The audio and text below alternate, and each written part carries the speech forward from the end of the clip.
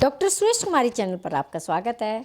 आज हम चर्चा करेंगे भारत का निर्वाचन आयोग। जो हमारा निर्वाचन आयोग है उसके पास कितनी पावर है और वो क्या कर सकता है, और वर्तमान समय में आजकल निर्वाचन आयोग एक से एक फैसला ले रहा है और वो सराहनीय भी है, क्योंकि 2024 में लोकसभा के चुनाव होंगे और लोकसभा के चुनाव से पहले आजकल राजनीतिक दलों ने सभी ने अलग अलग तरह के वो वादे किए हैं। मुंगेरी लाल के सपने मतदाताओं को दिखाने की कोशिश कर रहे हैं।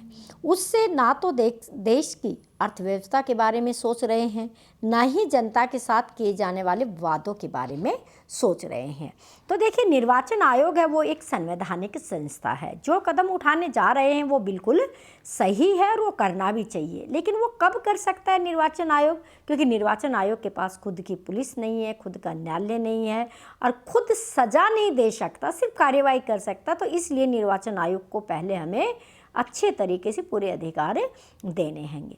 तो जो निर्वाचन आयोग आजकल कोशिश कर रहा है उसके लिए सही है कि आत्म समीक्षा करने से सक्षम व्यक्ति ही सफलता प्राप्त करता है।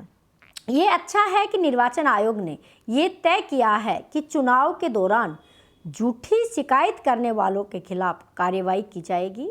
ऐसा किया जाना इसलिए आवश्यक है क्योंकि चुनावों के दौरान राजनीतिक दल एक दूसरे के विरुद्ध केवल झूठी शिकायतें ही नहीं करते, बल्कि कभी कभी तो वे निर्वाचन आयोग पर भी पक्षपात करने के झूठे आरोप लगा देते हैं।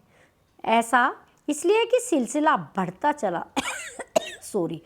चला जा रहा है, इसीलिए इसे थामने के लिए निर्वाचन आयोग को शक्ति दिखानी ही होगी। लेकिन ये तभी प्रभावी सिद्ध हो सकेगा जब उसे अपने स्तर पर झूठी शिकायत करने वालों के खिलाफ कार्रवाई करने का अधिकार मिलेगा।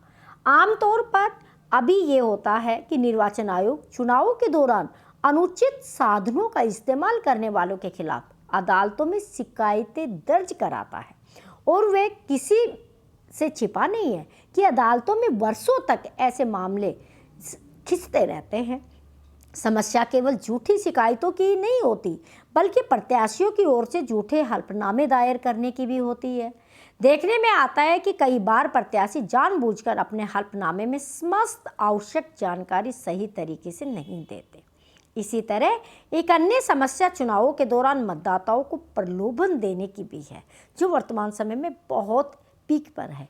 ये समस्या हर दिन एक से एक बढ़कर नए वादे किए जाते। इसका पता इससे चलता है कि चुनावों के दौरान प्रत्याशी मतदाताओं के बीच गुपचुप तरीके से पैसे, शराब व अन्य सामग्री वितरित करते रहते हैं और करने की बातें भी करते रहते हैं। ये ठीक है कि आदर्श आचार संहिता लागू होते ही चुनाव आयोग पुलिस, आयकर विभाग एवं अन्य एजेंसियों को सक्रिय कर देता है, और ये एजेंसियां चुनाव के दौरान बांटे जाने वाले धन अथवा सामग्रियों की जब्ती करती रहती है, उनको जब्त करती है। लेकिन कोई भी समझ सकता है कि सारा पैसा जब्त नहीं किया जाता और नहीं हो पाता है, क्योंकि मतदाताओं को बांटने के लिए एक से दूसरे स्थान पर ये पैसा पहुंचाया जाता रहता है। निर्वाचन आयोग के समक्ष समस्या केवल यही नहीं है मतदाताओं के बीच पैसे अथवा सामग्री बांटकर उनके वोट खरीदने की प्रवृत्ति बढ़ती चली जा रही है, बल्कि एक अन्य समस्या राजनीतिक दलों की ओर है। ये है कि अनाप शनाप चुनावी वादे भी किए जाते हैं। विभिन्न राजनीतिक दल अपने घोषणा पत्रों में मुफ्त बिजली, पानी के साथ अनेक सामग्रियां देने की, अनेक सुविधाएं देने के वादे भी करते हैं। पहले ये समस्या मुख्यतः तमिलनाडु तक सीमित थी, लेकिन अब सारे देश में देखने को मिलती है। जब एक राजनीतिक दल लोक लुभावने वादे करता है, बातें करता है, तो दूसरा दल भी पीछे कैसे रह सकता है? वो भी विवश होकर वैसा ही करता है। इसी का नतीजा है कि रेवड़ी संस्कृति बढ़ती चली जा रही है। हालांकि इस मामले का संज्ञान सुप्रीम कोर्ट ने भी लिया है, लेकिन अभी तक निर्वाचन आयोग को ऐसे कोई अधिकार नहीं मिल सके हैं जिससे वह दलों की ओर से मुक्तखोरी की संस्कृति को बढ़ावा देने वाली घोषणाओं पर कोई रोक लगा सके। क्योंकि निर्वाचन आयोग एक संवैधानिक संस्था है, लेकिन निर्वाचन आयोग के पास खुद की जब तक पुलिस नहीं होगी, खुद की जब तक न्याय उनके द्वारा निर्णय किया जाएगा उसको लागू नहीं किया जाएगा, जब तक किसी भी तरीके से चुनाव आयोग राजनीतिक दलों पर, इनके वादों पर, रेडवी संस्कृति पर प्रतिबंध नहीं लगा सकता है। अगर आपको ये जानकारी अच्छी लगी है, राजनीति में इंटरेस्ट रखते हैं, रुचि रखते हैं, तो डॉक्टर सुरेश कुमारी चैनल को सब्सक्राइब करिएगा, वीडियो को लाइक कीजिएगा, शेयर कीजिएगा। Thanks for watching. स्वस्थ रहिए, व्यस्त रहिए, मस्त रहिए और मत का स्वस्थ प्रयोग कीजिए।